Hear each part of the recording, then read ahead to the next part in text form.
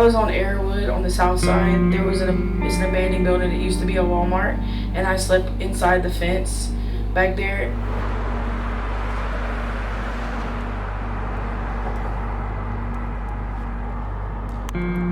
We're a street outreach team. We're out in the streets every day. We're at homeless camps. We're up in the woods, the men's shelter. We go out and find people. James has actually been to where I've slept before, and he gave me encouragement, like, you're gonna get out of here, I promise. I got you, we're gonna get through this.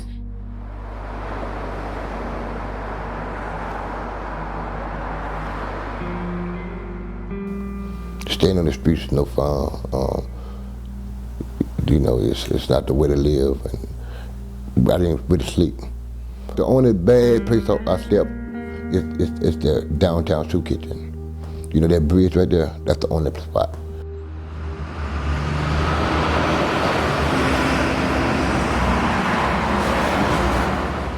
My dad was actually murdered 6 years ago, and that's what started my whole process of becoming homeless and going downhill.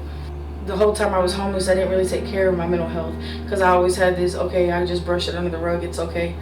When you become homeless, it opens your eyes to a lot of things like, what am I gonna eat today? Where am I gonna take a shower today? How am I gonna wash up? I smell funny.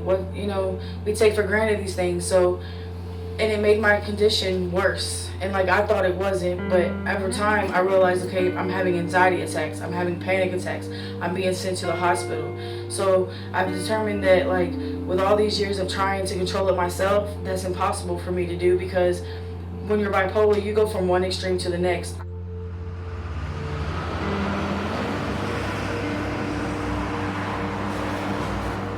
Everything bad happened. Usually always bad.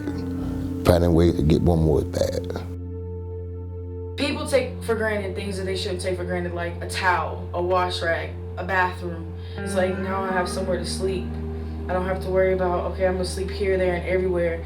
If I sleep here, am I gonna get rained on? Is someone gonna come bother me? Because you do have those experiences when you're asleep, people try to rob you. I've went through it, and it's dangerous. Overall in general, I just love this house. It might not be big, but it's perfect for me. Byron's truly trying to live a life based on some spiritual principles. And even though he was living on the street, he didn't have that street mentality.